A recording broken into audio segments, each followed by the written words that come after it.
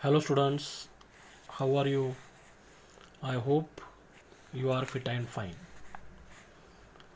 Part first में हमने autumn poem के बारे में अच्छी तरह समझ लिया है। इस पार्ट में हम क्या करेंगे, इसके ऊपर के figures of speech and appreciation in points format and paragraph format में देखेंगे। उसके पहले हम क्या करेंगे, इसका थोड़ा सा फिर एक बार फास्ट रिव्यू लेंगे तो आपको समझने में फिर एक बार आसानी हो जाएगी। ओके, तो लेट्स स्टार्ट।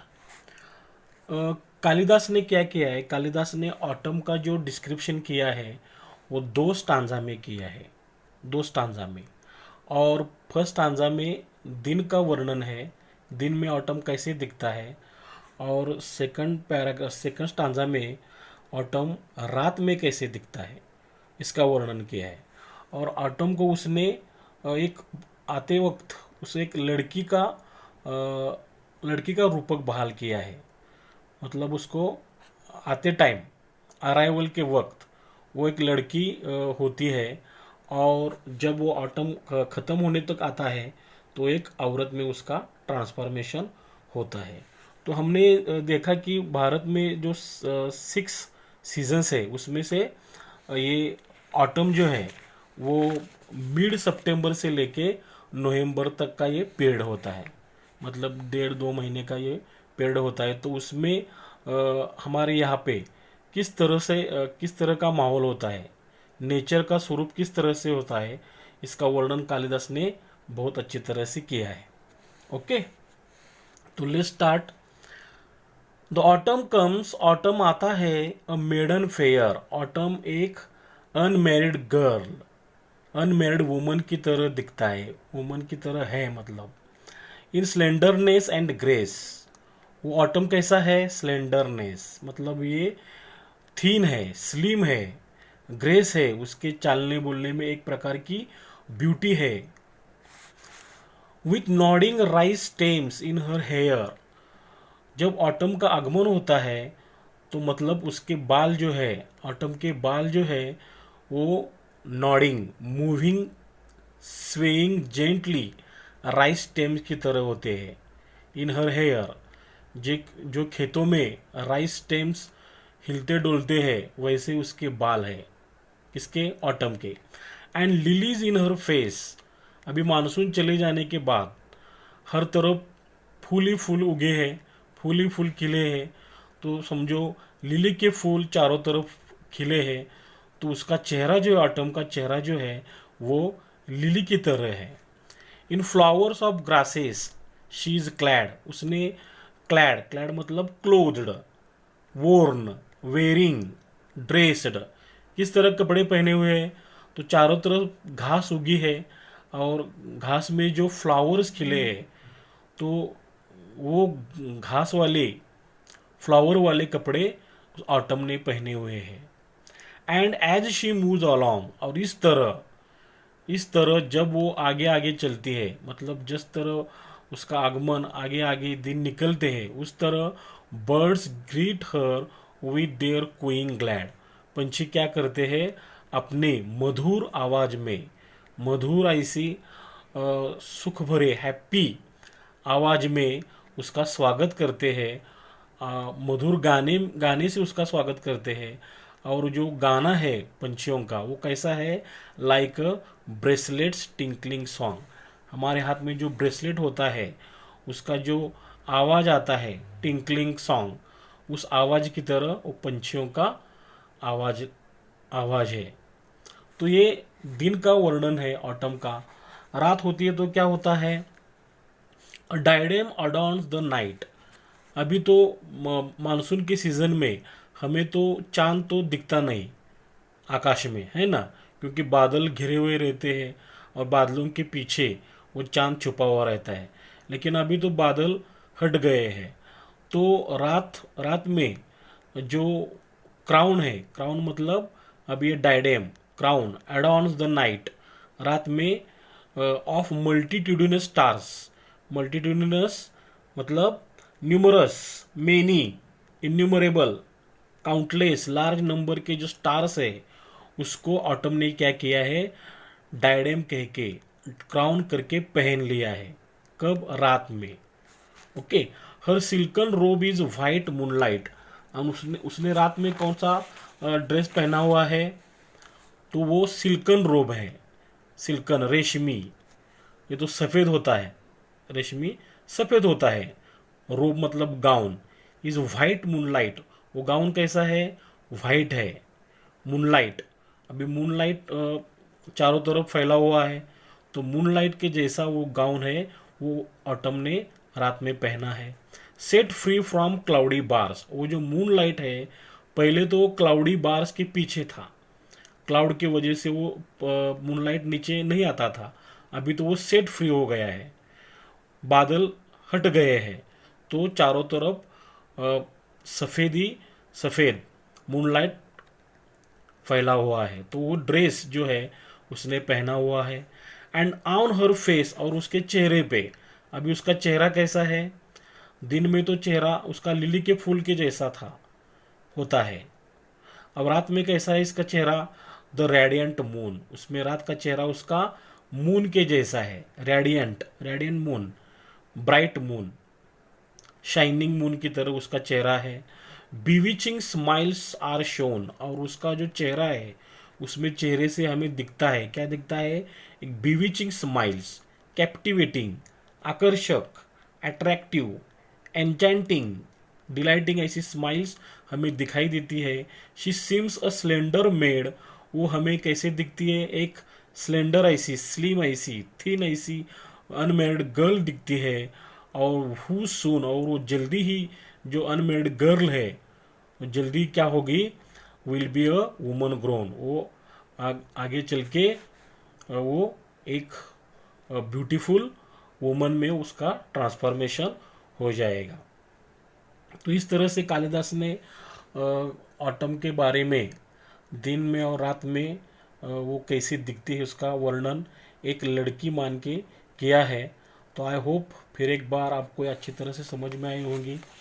तो इसके ऊपर के अब हम new words and figures of speech and appreciation देखेंगे। Okay.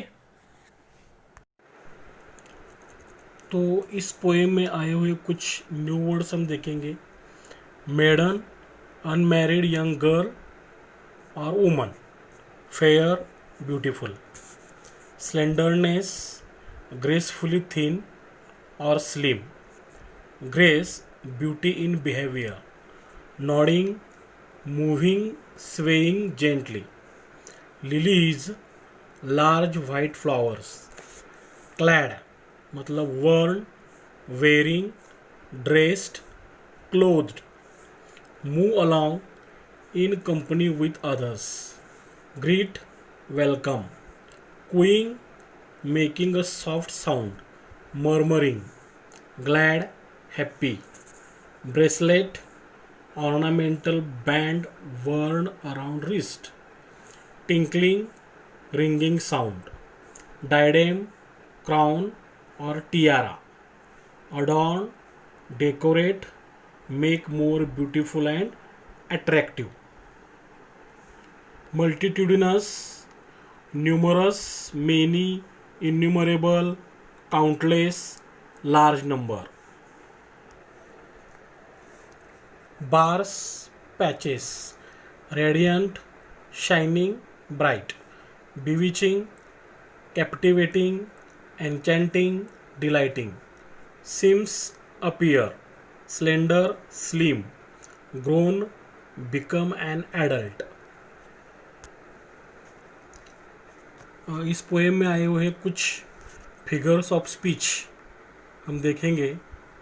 Explain the figures of speech in the following lines. The autumn comes a maiden fair, metaphor, autumn is compared to a fair maiden, यहाँ पे autumn का comparison maiden fair से हुआ है। Okay, unmarried girl से हुआ है, इसलिए मेटाफर है। पर्सोनिफिकेशन, पर्सोनिफिकेशन कब होता है? The human quality of coming, आने का काम कौन कर रहा है यहाँ पे? ऑटम कर रहा है, ऑटम कम्स, तो human quality of coming is given to the autumn, autumn को ये क्वालिटी दी है आने की। Okay, next, with nodding rice stems in her hair, alliteration, the sound of the letter H is repeated, देखो यहाँ her hair, H is repeated. Next, in flowers of grasses she is clad, alliteration, the sound of the letter I is repeated, in में I है, is में I, repeated, alliteration। personification, the human quality of wearing clothes, यहाँ पे clad मतलब कपड़े परिधान करना, wearing clothes, ये जो क्वालिटी है is given to she, किसको दी है, she मतलब यहाँ पे ऑटम को दिए है। And as she moves along, alliteration, the sound of the letter A is repeated, and as. Personification, the human quality of moving along, आगे आगे चलते रहना, मूविंग अलॉन्ग की जो क्वालिटी है वो किसकी होती है, ह्यूमन की होती है, वो किसको दी है, इज गिवन टू शी मतलब किसको, ऑटम को। Okay, birds greet her with their cooing glad, alliteration, the sound of the letter G is repeated, देखो यहाँ पे greet में G, glad में G is repeated, alliteration। personification, the human quality of greeting is given to birds, greet करने का काम कौन कर रहा है, birds कर रहे हैं। ओके, तो greet करने का क्वालिटी ह्यूमन की होती है, तो वो birds को दी है, इसलिए personification है। Birds greet her with their cooing glad like a bracelets tinkling song, simile कब होती है, the round of cooing birds, यहाँ पे जो cooing birds का जो कूजन होता है, जो गाना है, is compared to, किसके साथ कंपेयर किया है, to the tinkling of the bracelet के ट्रिंकलिंग के साथ, ब्रेसलेट की किनकिनाहट जो है उसके साथ बर्ड्स के क्यूइंग का, कूजन का कंपेयर किया है, तो सिमिली है। और सिमिली में लाइक होता है, देखो सिमिली के लाइन में लाइक वर्ड आता है, लाइक और as. Okay, onomatopoeia, the word cooing conveys the sound, cooing मतलब पक्षियों का किलकिलाना, चहकना, पक्षियों का गाने की आवाज़, तो इससे आवाज़ कन्वे होती है, तो इसलिए ओनोमैटोपिया है। और diadem adorns the night, personification, the human quality of adorning, adorn मतलब ये जो क्राउन है उसने अपने सर पे धारण कर लिया है, अडॉर्न पहनना, तो पहनने की जो क्वालिटी है ह्यूमन की किसको दी है, is given to diadem. Okay, her silken robe is white moonlight, metaphor है, मेटाफर कब होता है, silken robe is compared to white moonlight, silken robe जो है is compared to white moonlight से कंपेयर किया है। She seems a slender maid, यहाँ पे alliteration, the sound of the letter S, seems और स्लेंडर में S is repeated। metaphor, the autumn is compared to slender maid, slender maid के साथ she मतलब autumn का कंपेयर किया है। will be a woman grown, alliteration, the sound of the letter W, woman और will में W is repeated। inversion कब होता है, the words are not arranged in proper order, जो वर्ड्स का जो ऑर्डर है वो प्रॉपर ऑर्डर में नहीं है, मतलब हमारी इंग्लिश की जो कंस्ट्रक्शन होता है वो S plus V plus O ऐसा होता है, सब्जेक्ट वर्ब ऑब्जेक्ट ऐसा होता है, तो ये इस ऑर्डर में नहीं है, तो कैसे होना चाहिए, द प्रॉपर ऑर्डर इज, समझो यहाँ पे विल बी अ, ये ग्रोन की जगह यहाँ होनी चाहिए, या वुमन के पहले ग्रोन वुमन, यहाँ पे ग्रोन ये एडजेक्टिव है, नाउन के पहले आना चाहिए। ओके, अब इसका हम एप्रिसिएशन देखेंगे। Sorry, appreciation points format for understanding revision. तो हमें क्वेश्चन देखना है किस तरह से पूछा गया है। अगर हमें पॉइंट्स फॉर्मेट में लिखने के लिए बोला है तभी पॉइंट फॉर्मेट्स में लिखना है, अदरवाइज पैराग्राफ फॉर्मेट में लिखना है। तो पॉइंट फॉर्मेट ये हमारे अंडरस्टैंडिंग के लिए, रिवीजन के लिए बेहतर है।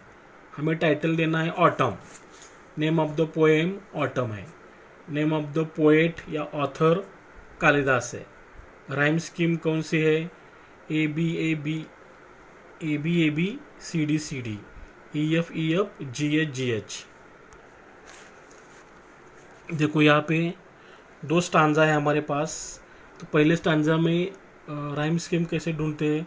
फेयर को समझा हमने, कहा ए, फेयर ए, तो ग्रेस, फेयर से ग्रेस मैच नहीं होता है तो ए, इसको कहेंगे B, A B. Hair, fair को हेयर मैच होता है तो A B A. Face, grace को फेस मैच होता है तो इसको बी कहेंगे, ए बी। ओके, क्लैड को कहेंगे सी, अलोंग, क्लैड से अलोंग मैच नहीं होता है तो इसको कहेंगे D, C D. Glad, clad को ग्लैड मैच होता है तो इसको सी कहेंगे, सी डी। अलोंग के साथ सॉन्ग मैच होता है तो D, C D. Okay, A B C D. Night को कहेंगे समझो ए ई कहेंगे। स्टार्स, नाइट को स्टार से मैच नहीं होता है तो ई एफ। मूनलाइट, नाइट को मूनलाइट मैच होता है, E F E. Bars, stars को बार्स मैच होता है, E F. Okay, moon G, moon को हम जी कहेंगे समझो, जी। शोन, मून को शोन मैच नहीं होता है तो जी एच। सून, मून को सून मैच होता है तो जी एच जी। और शोन को ग्रोन मैच होता है H, ji H. Okay, I hope you understand. Sorry. तो राइम स्कीम हो गई। Central idea, theme. Central idea क्या है पोएम की। The poet has described the autumn in day and night time.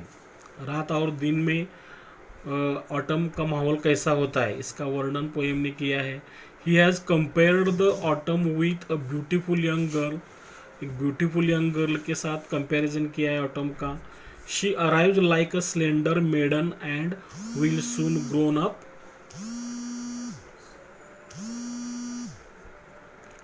A beautiful woman. Okay,